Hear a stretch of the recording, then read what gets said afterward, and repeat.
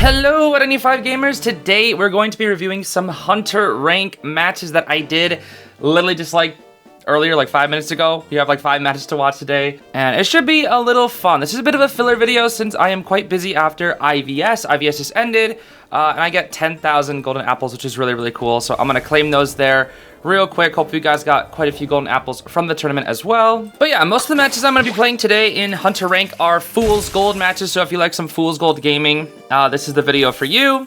But it's just going to be like review, not like live or anything. We have 8 treasures to open here. No gold, but can I please get Melly's Beach? That's all I ask. Unfortunate. Nightwatch Salute. I already have it, bro. All right, so here we are on to the first match. It's Sacred Heart Hospital. Now, so a pattern that you'll notice in these videos is that I get kited a lot, and then I just make like a comeback because it's mid-tier, and that's literally it. So this is Manticore 5 rank, so there's no spawn selection. There was no spawn selection in any of these for some reason. I didn't get like any Griffins, I guess. But the players are actually like really, really good for some reason in Mammoth today. I don't know why, but like everybody was, okay, I shouldn't say everybody, but like almost everybody was like really, really good that I ran into, which was a little bit interesting because like usually when I play in this tier, I don't know if it's because of season reset or what, but when I play in this tier, dude, it's usually just like free wins, honestly. Not really on Hospital, but this is like, it's like a free draw on Hospital. I don't really have to try that hard. But yeah, I'm basically running today. I just felt like relaxing a little bit. So I was running like a confined space detention blink. Because I was like only really playing for draws. I just wanted to like kind of chill out. Because I had just been really, really busy with IVS. Which by the way, that was a really, really fun tournament. So thank you to everybody who was coming out for that. It was super, super fun. I don't know how that charge attack didn't hit. Fool's Gold charge attack hitbox broken. I tried to blink drop down hit there. I missed. And then he actually kites me on this single pallet because I'm terrified of getting pallets done here. Because Magician has already been cutting me for a while. And then the second I see him vault, I think like in a second there, yeah, I just threw out the pickaxe and then it was, yeah. Anyway, so the forward's upstairs and he wants to stun me. But I see Basin's here, so I'm like, okay, well Fool's Gold Basin is really OP. So we're gonna go in there. And I'm gonna see like, oh, can I get like a little drop down shenanigan here? No, he uses fly. I'm like, oh, okay, you use up his flywheel. And then what I do here, which I didn't think Magician would have max will to survive, I wanted to drop the Magician here, but he struggled free. I just did not want the forward to stun me on chair. That was the whole goal.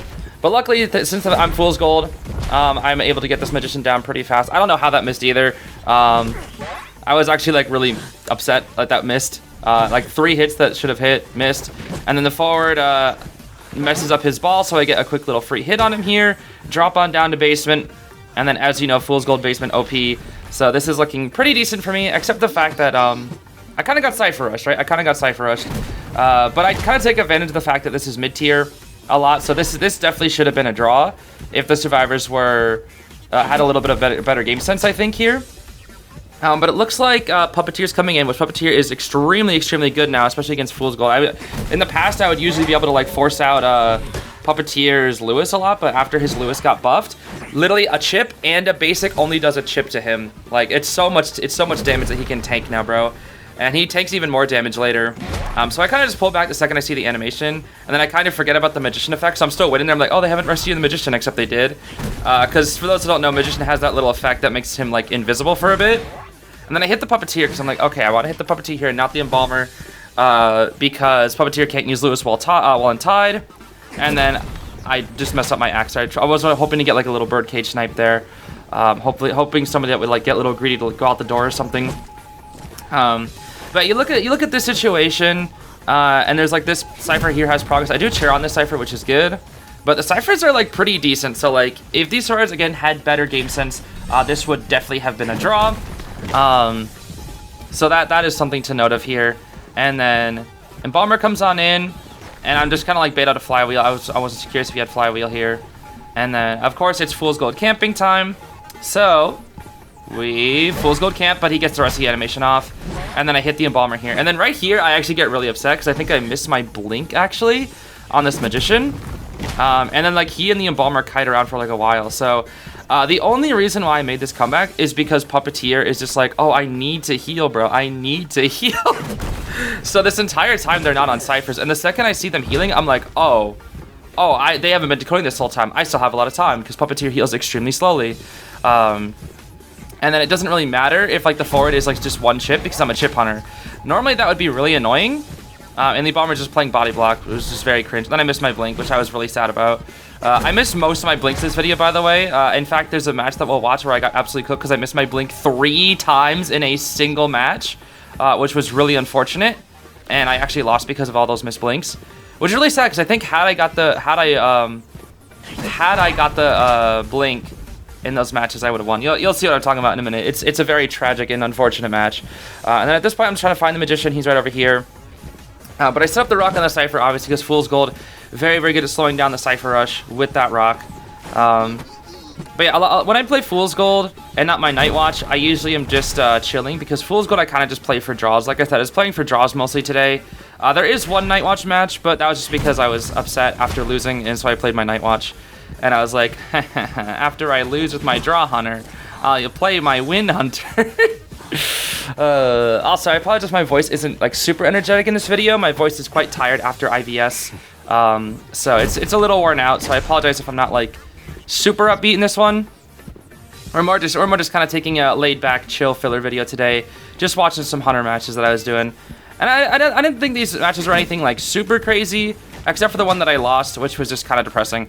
But that should be like the third one. I actually don't know. Anyway, so I know the forward had Flywheel, so I baited out with a charge attack here. And I know that this is the last Cypher. I know they're trying to work on it. So the Embalmer has to decode another Cypher machine here. And I know where he's going to go. He's getting, like, Embalmer makes, he was smart. And, like, if these guys are solo ranking or whatever, he's going to go back to that old Cypher. That was a good chip bait from the Puppeteer. But since I have max pallet break, I don't mind if he uses these pallets. I kind of just break them. I just like walking through pallets a lot, or like around pallets. When I have max pallet break, it's not a big deal. Except in the third match, which I kind of forgot that I had it. I don't know what was wrong with me in that match. But yeah, I kill the Puppeteer here, and I chair him right here. And I know that forward and Embalmer are going to have to heal if they want to rescue, because I knew that Cypher was not going to be ready yet. I still set up that just in case I have like instant tinnitus, because it feels like half the time in this game, when I try to chair somebody, I have like instant tinnitus, which is usually what you want to do against the Hunter. Because Hunters will usually try to patrol around, or go after somebody else if they have no tinnitus on a Cypher. But if you feed them instant tinnitus, they can't really leave that Cypher, which is what's really good. So I get the Embalmer down there with full presence for like the second time. So I kind of felt bad for this Embalmer because he kept getting cooked by the full pres there. But I know that the forward, since nobody's on the Cypher, I know that the forward is going for the rescue, and it's going to be after half on the Puppeteer. But if I just keep going back and forth, they're just not going to decode. This is something that you can just do a lot. I've seen people do it in tournaments, like when the survivors have no items. They just keep going back and forth, and then they just can never decode. So I see the forward here. I know his Flywheel's on cooldown, so I can hit him here. And then I think I blinked down the forward, actually, because yeah, he's elbow pad, and I just use my axes to catch up here, simply enough. And then before he can do any other shenanigans, I'm just like, I'll just blink him down in case he could potentially get to the chair. And then I know that the Puppeteer is working on the Cypher in the corner, and he actually ends up popping the Cypher, but I knew where Dungeon was because I chaired on it, so I'm like, okay, well, if I'm the Puppeteer and this person's chaired, I'm not going to go to the gate. I'm going to go, yeah, because he pops right here. I'm not going to go to the gate, I'm going to go to the dungeon. So I think what I do is I put a rock on the birdcage gate, and then, yeah, I put rock on birdcage gate, and then I head to the dungeon. I don't know why I threw the axe over there, but I head to the dungeon because the dungeon's on the way to the gate. I have tinnitus, so I'm like, okay, Puppeteer's here. I know he's here. I just had to find him. And as you can see, he's back over here. And then the second I see him, I'm like, okay, well, he can use his Lewis all he wants because the forward still has 30 seconds, and detention is just 2 hits. So, yeah. At this point, it's already GG's. So I'm just kind of like throwing everything wildly, and then get him down because of the chip. So, yeah, it was a pretty decent 4K. I really do think if they just pushed the Cyphers, it would have been a draw. But it is what it is. It's mid-tier. The game sense isn't always there. All right, here we go. Second match time. Fool's Gold once again. We have Prisoner, Cheerleader, Antiquarian, and Seer. When I first saw this team, I was a little upset because I was like, dang, this is just actually top-tier team and Prisoner. Because Anti kind of good, Seer really good, Cheerleader really good. And I don't really like running into like teams like this a lot of the time, especially on Arms Factory because it's really difficult. So this Anti was actually really good. She had a really good kite. Honestly, I was about to just walk through that pallet because I had max stun reduction on this build this time. I don't know if I can. Yeah, I can't zoom into my own build since I hide my builds. I forgot about that. because I just like hide most of my info on my account because I don't want my account to get hacked, because that would just be really depressing. But yeah, this auntie, like I said, had a really good kite here. I do get the chip here because she walks on through, and then I pull back. I messed up, but I wanted to pull back as I was walking through, because if you time it right, it's a guaranteed chip. That's why you see a lot of Fool's Gold mains walk through pallets. That's because I kind of just can. And I got a little bit greedy there. I thought she was gonna flute jump, but she just hits me instead. And that was actually probably the better play, is just to hit me there. And then she again waits for my axe, which is, again, like I said, this auntie was really smart. But then she kind of messed up right here. I think she needed to go out on the open, because when she was condensed right here, that was a free chip, and then I could just get the basic hit. So I think she kind of messed up right there. Maybe tried to use a flywheel or something. But, like, had she got, like, a flywheel or another flute there, she was going to kite for, like, another 10-20 seconds. But that just goes to show Auntie's a very good character, especially on Arms Factor, where there's just a ton of walls. And yeah, you can kind of abuse a Fool's Gold as Auntie. So I know the prisoner's probably on that cipher, because like there was no spawn selection, but it's like, where would the prisoner want to decode? It's gonna be this area. So he gets off the cipher, comes towards me. I know where the seer finished his cipher, so I know where he's gonna come from. I don't know where exactly he is, but I'm keeping eyes on the prisoner. I know seer's probably gonna come from right here. Yep, there he is. And then I kind of messed up here because I thought the unstable ground would stay, but it actually leaves. So I have to throw it right here. I try to cancel the animation, but seer finishes it in time. And then for some reason, the seer has tied. I don't know why. It's just mid-tier, bro. So in the mid-tiers, I keep running into like characters that have tied that really shouldn't have tied. I once again put a rock on the cipher, and because it's mid-tier, they don't know how to time the rock correctly, so they're not going to decode it all. I try to dodge the flute there, but the flute has a lot more range than I think it does. She flywheels that, but because it's full presence, Fool's Gold, I'm good. I see the cheerleader here. I pretend to go after the cheerleader just before I start a beep beep, and then I immediately go to the chair. And I'm cheering on a chair here, or cheering on a cipher here, which is really good. At least, oh, no, I'm not. I'm not actually cheering on a cipher. Okay. So I put a rock on that cipher. I know a cheerleader's gonna come in because I know she was gonna be in factory. So I take a hit on the cheerleader here, try to attack the Bede out of flywheel, and then my pickaxe is the perfect time, so I go boop, boop, and since I knew she had no flywheel, I just swing, because she would have probably used it earlier, because it's mid-tier, and they use flywheel pretty much all the time. And then right here I get depressed because, once again, I see the prisoner, I'm like, okay, well I have to drop. And I'm like, okay, I'll just get a cheeky little blink and he'll reset my attack recovery. And then he does it really early. I was like, what the heck, bro? I was so mad. Because, like, I think it maybe would have still hit me had he chart attacked there, or had I just... It still would have hit me, but it's the fact that I got greedy for a blink, thinking that he would just not use his shock. He's like, oh, that chart attack won't miss, and then he just shocked anyway. So, it ended up being pretty unfortunate. But yeah, I can share on a cipher here now, which is really good. The mid cipher, of course, was being worked on, and I don't think I knew where the seer was at, actually, at this point. I knew he had Owl, but I knew he was probably going to come in for the rescue, because Prisoner definitely can't, because he's one chip. Yeah, so I didn't know what cipher was going to be their final one, so I just put a rock up randomly. And then I have tinnitus, so I'm looking around. I see the trail. I'm like, okay, seer is going to come from right here. And then I kind of just like baiting out an Owl here. I keep expecting Owl. And he doesn't use Owl until way later, actually. So seer actually has a bit of an unfortunate end there. I don't think he should have died there. I think he kind of messed up. But I knew Cheerleader had both beep beeps, because even though she got nerfed, those beep beeps are charged dummy fast, bro. Dummy fast. Because you get her down, and then you chair her, and then she pretty much always has a beep beep to rebound with, because this game is crazy. Anyway, I still don't notice that the prisoner is working on that cipher for some reason, because I didn't know what their last cipher was until... No, I still don't know. Yeah, I still don't know at this point. But I know the seer...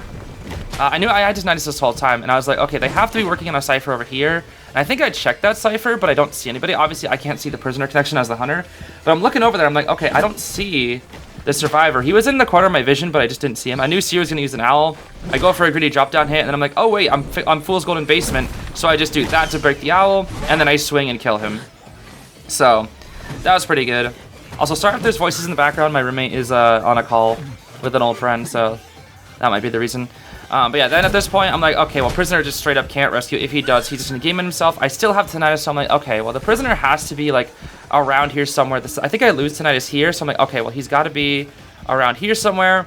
And I think I accidentally hear him, because he's been moving around a lot. I throw full press here. He's hiding behind the tree, and then I hear him here, and I'm like, okay, he's nearby. He's behind one of these trees, and then, yep, there he is. So I just wait for him to use all his resources, throw that there. He uses his flywheel.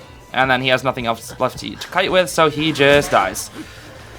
And that's game 2. Yippee! That was, again, I got kited a lot, and then I just kind of made a comeback because it's mid-tier. But this is the thing. Once you get to the higher tiers, yeah, people start having that better game sense. They start developing better better rescues, better strategies, all that good stuff.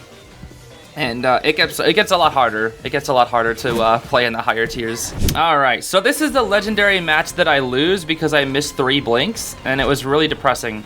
So I kind of just go to this cipher here, figuring there's gonna be somebody over here. I should have played Night Watch into this. The more I think about it, this is definitely not a very Fool's Gold friendly comp because like Acrobat, Cheerleader, Wildling, and Finn all are really good against Fool's Gold because they can all get a lot of distance. And with the way this Acrobat was playing, I knew that he was like good at the game. Because I could just tell. Because a lot of Acrobats I feel like would waste their bombs, but this guy was playing around pallets like they were nothing, bro. So that was a bit unfortunate. And despite having max pallet break, I was getting greedy here, and I wanted to like just force him to vault a pallet while I had a. I can't believe that didn't hit, by the way, because I know if that was me that was hitting. Because Fool's Gold hitbox is huge, bro. It's freaking huge. So I don't know how that doesn't hit. So I set up this, and I'm like, oh wait, it's an Acrobat. It doesn't matter, because he can just bomb through. And I'm like, okay, well, somebody's on this cipher. I'm going to chase this Cheerleader instead. Cheerleader's going to be a much easier chase for Fool's Gold. Acrobat is just way too OP. He's the best survivor in the game, in my opinion. Like, even if I force him to, like, vault, like I can a lot of the other characters, he can just bomb through something. And then I noticed that this pallet was dropped, so I knew she's going to vault it. And then first miss blink here. That was going to be a TS, by the way, because she slow vaulted. And because I missed that blink, I just lose, because that was a TS, and she would have been dead right there. So had I hit that blink, I would have been fine. That would have been the win. Or at least a draw, And then again, I don't break pallets here because, I don't know, I wanted to... Another reason why, I don't know how that hits, by the way, because if that was me that was hitting, I thought Finn was going to throw a ball there, so I just charge attacked. And yeah, at this point, I'm just getting kited. I think the cheater goes down right here, so... Pretty unfortunate down, honestly, or pretty just unfortunate in general. And then honestly, I was really upset by this as well, because everybody loves to double rescue me. I don't know what it is, bro. Everybody loves to double rescue me. I'm so sick and tired of it. Everybody loves to double rescue me. I see the Finn coming in, and I'm like, okay, well, they're probably going to go Cypher Rush, right? Because I see Akira over there. I see that, okay, he's going to go start on that Cypher. I should have put the rock on that Cypher, right? And then I'm like, okay, well, I saw the Finn over there. So I'm like, okay, he's going to come from over here. But the freaking Wildling is coming in, too. It's like, everybody just loves double rescue me, bro. It's so annoying. I hate getting double rescued. I really hate getting double rescued. And then I'm like, okay, well, oh, jeez. The cheerleader got rescued. Guess I have to go back for the cheerleader. And then I see Pumbaa. I just hit him for presence. Here. And then, like, the entire team is basically here to support this cheerleader, which was really annoying. And I just put a rock on the Cypher here to slow down the Cypher Rush. I get the cheerleader down. And then, honestly, I am very surprised by this interaction here because I cannot believe she struggled free. So, Pumbaa pushes me back a little bit. I miss my swing on the Pumbaa. And then, the chair, by the way, is, like, right there. It is right there, by the way. Literally right there. This cheerleader had to have max will to survive because that is enough for her to struggle free. That right there is enough for her to struggle free, which I was like, there's no way, bro. And then the Pumbaa thinks he's, like, the greatest guy ever by emoting. Like, you're so cool, bro. You're so cool. I don't know. I got really upset when he started emoting. Everybody likes to emote at me, bro. I don't know what it is. Everybody loves emoting me. It's so annoying. But all I'm saying, bro, is if I played this team again, I would win. I know I would. Because I played my Night Watch and I wouldn't miss my blink. Like, the only reason I lost was because I missed my blink. That was literally the only reason. It was just unfortunate. And that made me so mad at the time. I was actually, like, so mad. I tried to throw the pickaxe at Shaq and I missed. So at this point, I realized, okay, the Cypher's about to be primed. I can't continue going after this cheerleader who has 1,000 resources. The entire team's supporting her. I just wanted to, like, to play a chill day, and then, like, these guys just wanted to, like, really, really go crazy. And it was just unfortunate. Like, I 100% should have just played Night Watch into this. I see the Pumbaa right here, and then he's just getting greedy. I don't know what he wants to do, but I do kill him here, and I'm like, okay, well, that Cypher is, like, 80%. There's literally nothing I can do unless they overcommit. So, I pick up the Pumbaa to try and bait them in, and then I literally am going to drop the Pumbaa on the Cypher. At this point, I know the cheerleader's going to go work on a different Cypher. I just want to try and deplete as many resources here as possible. I hit the Popcorn Finn, and then, yeah, of course, because they're just, like, broken survivors against Fool's Gold, there was literally nothing I could really do here. because they just have so many resources. You know, they have so many resources. And at this point, nobody's overcommitting here. And another reason why I was really upset was because there was no chair at Shack. If there was a chair at Shack, this would have been so much easier because I could have kept re-chairing on the Cypher over and over again. But the survivors were lucky and there was no chair at Shack. So again, I was unlucky. I missed my blinks. It was just really unfortunate. Actually, wait, did I really miss 3 blinks? No, I'm pretty sure I did miss 3 blinks because this is a long game. I walk through this pallet, get the Pumbaa down. I see the Acrobat going back for the Cypher, and I can hit it again. I know Cheerleader's going to be working a different Cypher, but I wasn't sure which one it was. So I knew I had to chair somebody, right? I knew I had to chair somebody at this point, because if I didn't chair this, it just wasn't going to work out. It just wasn't going to work out. So the Cypher sheet is basically primed. I throw my axe. I see the Popcorn Finn is here. I get a chip on him, and then he flywheels. I try to push him away. He still gets the hit. And then right here, I was so mad because I know if that was my Pumbaa that was hitting, and then he was dying instantly. But he got lucky because my hit just didn't happen to hit him. Like, these survivors, it just made me so mad because they literally just got lucky. They literally just got lucky. Like, I was playing well, and they just got lucky. So I get the Pumbaa down, and then I know he's going to try and drop the pallet on me because he wanted to do that earlier. And then I'm like, okay, well, there's nothing I can do. I have to stop the gate from being worked on. So I go all the way over here. My axe hits the Popcorn Finn ball, and I'm able to hit him before he gets on the Finn ball. But I know the cheerleader is going to go for... I know she's going to go for the Wildling, and I'm like, okay, there's no way she's going to heal the Wildling in time. Guess what? She heals the Wildling in time. She heals him in time. Like, serves heals so fast in this game, bro. They heal so fast, dude. I throw my axe, and then he's already healed. He's already healed, bro. He is already healed. So my next goal is to get the cheerleader down here, because if I can get the cheerleader down, that's going to be really, really good. And then here's where I missed my blink for the second time, by the way. I was so mad, bro. I was so mad. 2 missed blinks on that cheerleader. 2 missed blinks on that cheerleader, bro.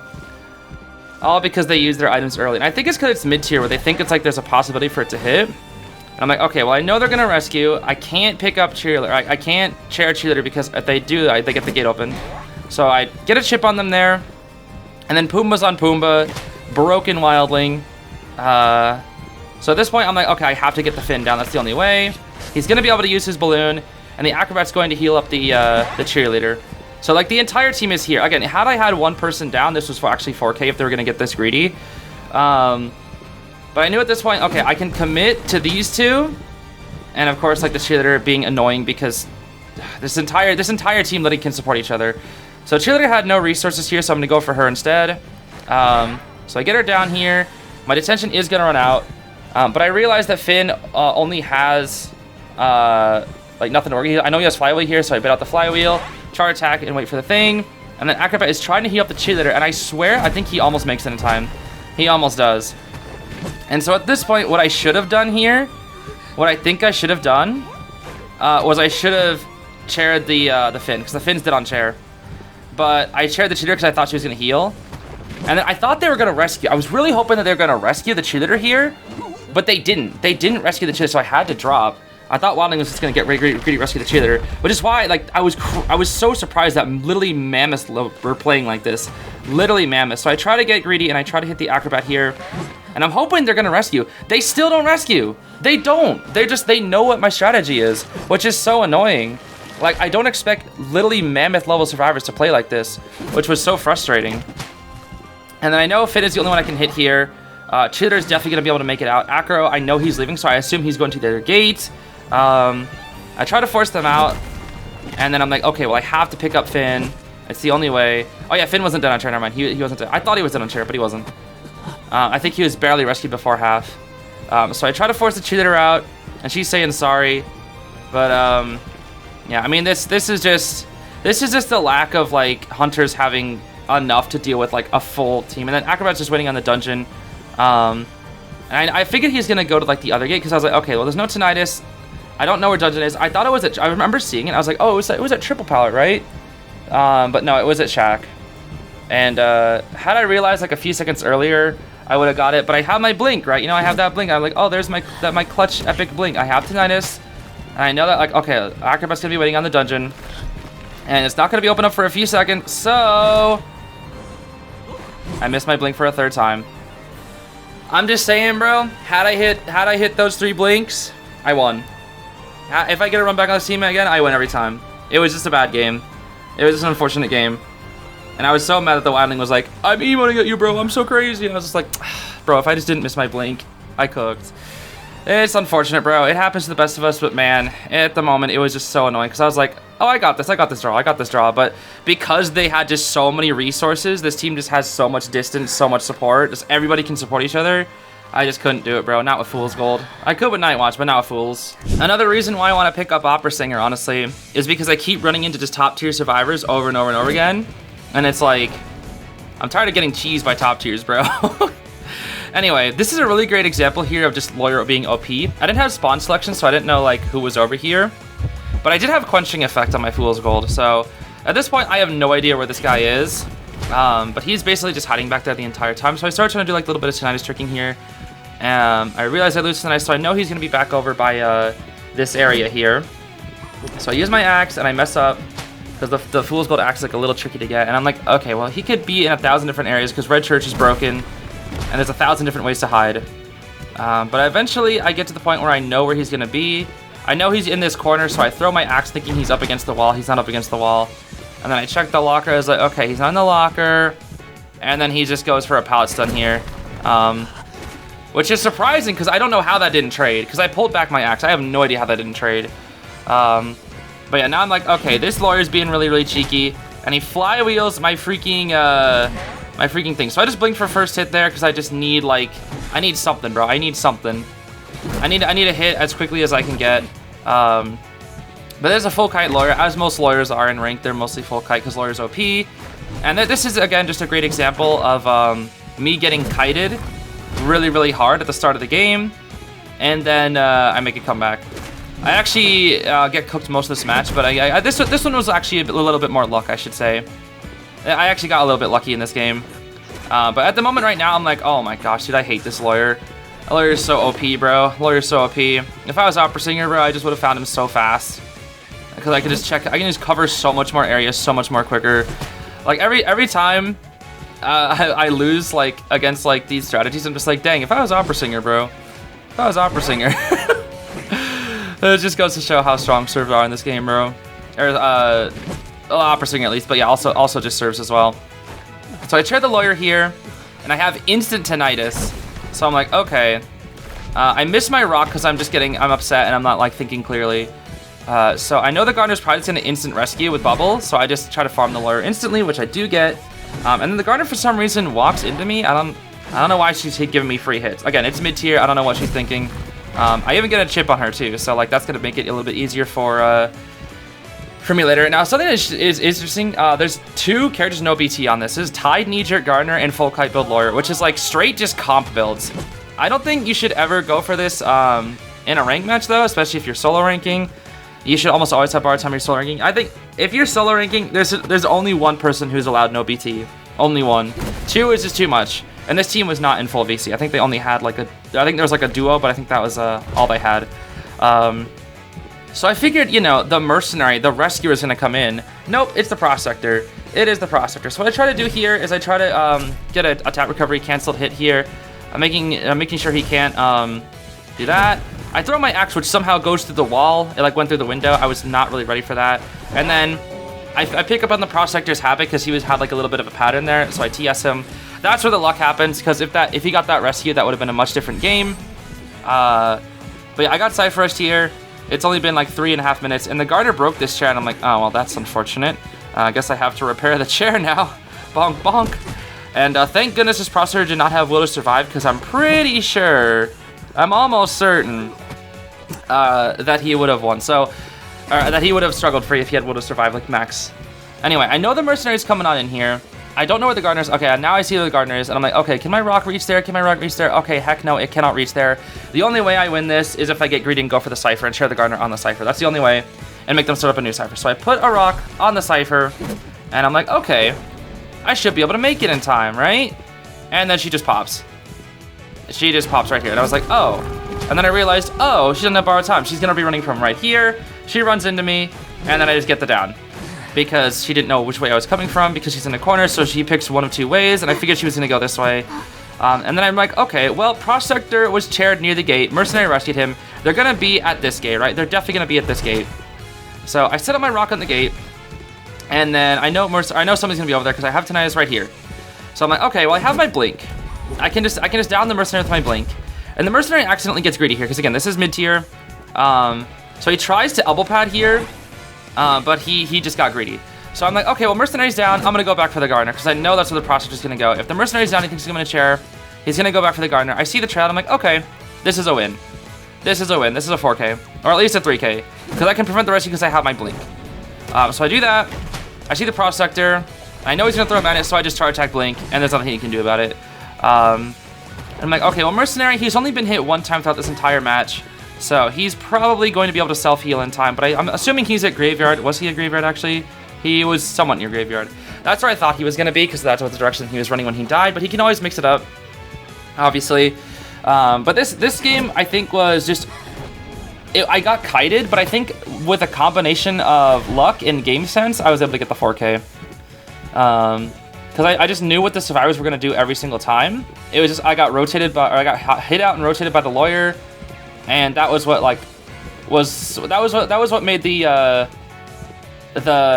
unfortunate moment for this this game. So I know that nobody's here, and then I figure I'm like, okay, I don't know where the dungeon is, but there's a 2/3 chance. I guess there's a 50-50 chance. So I pick over here. Actually, I remember why I did this. I was like, okay, he's not at this gate. If I'm the mercenary and I was at graveyard, I would go back toward this back gate here, and I didn't know where the dungeon was because it was in that back corner. But I was like, I can cover this dungeon and this gate, but if I go this way, but I can only pick the dungeon if I go that way. So I know the mercenary is like, okay, he's probably going to go head to that dungeon in the back corner. I know it's there now because I checked the other two locations. That's the last place where the dungeon can spawn. Mercenary has no elbow pads. I get the full presence there, and I know he has no elbow pads, so I'm just going to be like, okay, well, you are dead, sir. He actually jukes me there, but then I get the down. So yeah, I feel like I was pretty happy with my game sense in this game. But again, had I not got that lucky TS, that definitely would have been a draw. And had I been up against like some better serves, that also definitely would have been a draw. Maybe even a 3 escape, because that lawyer just rotated me hard, bro. Now onward to the final game. We have a Night Watch game here. We have Embalmer, Postman, Officer, and Mage. Again, there's no spawn selection here, so I didn't really know where I was supposed to chase. I figured, okay, I already have tinnitus. That means somebody is probably here at 3rd stop. I look over here, and I actually didn't see the postman, surprisingly. Because had I seen the postman, I would have gone straight for him. I see that this is the officer, and I'm like, okay, well, what I'm going to do here is I'm going to make the officer use up a watch, and then I'm going to chase somebody else. There's probably either somebody in 2-story or at Cypher, and that's exactly where they are. So I use up Windwalk to try and force officer to use a watch. He pops a watch, I leave. That's what a lot of opera singers do. That's what a lot of people do in tournament. The second they see an officer, they force him to use watch and instantly leave him. Because it just wastes one of his really, really strong abilities. Because officer has very, very strong abilities with that watch. And then I'm chasing the mage. I'm like, okay, I don't really want to chase the mage because I'm not really good at chasing mage. Mage is kind of a tricky chase for me. Because while I don't really fall for the wands all the time, I feel like I think I got lucky here because I figured like he's gonna straight run. There's just no way he doesn't. And then I see that he doubles back here. I'm not 100% confident, but I knew he was gonna double back there. And then he gets the window vault. But then the second, like I'm just not really like super confident when it comes to chasing mage. I really thought he was gonna go to that pallet. He doesn't. So I use my Windwalk, and I'm like, okay, I should get the hit here. And then I'm like, okay, where's the trail? Where's the trail? There's the trail. He gets to that pallet. So I go around, and I thought he would have been a lot slower. He was a lot faster than I thought he was. I thought he would have been like right at the pallet. So I was like, okay, that was a wasteful wind. I used my warp, and I was not nearly close enough. That wand thing threw me off. So I go for the postman instead because he's right there. And I'm like, oh yeah, wait, postman sucks. Let me just chase the postman. Why am I chasing like a good kiter and not the freaking garbage freaking postman? I tried to sidestep the dog, but he put it in a really good area, and he like went to the left. So that was actually a pretty good dog from the postman. But I figured he wasn't gonna drop that pallet. I just had a weird feeling. So my gut instinct was right there because he flywood through it, and then I was able to charge attack and get the down. So not the quickest down of all time, but I do have some damage onto the mage, which isn't bad. And I'm like, okay, well, the officer was around 2nd stop when I finished chasing him, so that's probably where he's gonna come from. And I'm like, oh, that's the Embalmer. Okay, well, the Embalmer probably doesn't have Tide, so this should be a little bit easier for me. I figured he was going to go through that pallet, but he doesn't because I thought he was going to stall for some time. I pull him back, get the hit, and I'm like, oh, wait, I can stop this rescue because I have 2 wins. And then guess what? I get double rescued. People just love double rescuing against me, bro. I don't know why. Everybody just loves double rescuing against me. And it's so funny because I see, like, other top player streams, nobody double rescues. Literally nobody double rescues. But against me, people just freaking love to double rescue. I don't know why. I mean, in this case, it worked out for me because I have 3 survivors down. Now the officer has to come in. But at this point, I was just upset because I was like, why am I always getting double rescued, bro? Why do people love double rescues? It just feels like every time I try like to have some momentum, there's just always a double rescue. Because like double rescues really prevent snowballing. Because yes, it does mean that survivors aren't decoding. But at the same time, if the first kite went well, they can kind of afford it. So yeah, I knew the mage was about to self-heal here, so I knew he had one more wand as well. So I was like, okay, he's probably going to be able to get this rescue, but I'm going to go for a bit of a charge attack here because I know he's going to use his wand. And then I charge attack around the chair because he's not going to wand into rescue. And then I get the officer comes in, and I knew he wasn't going to be able to make it, so I swing right when he'd be able to die. And I'm like, okay, well, I'm not going to be able to hit the officer here. Let's just chair the mage. Embalmer already used up his coffin, so I'll chair it back on the chair that he was at. So at this point, I just win. At this point, they don't have the Cypher Progress. They have this one here that's about to prime, but they are missing... I think they do have Bridge as well that's pretty far along.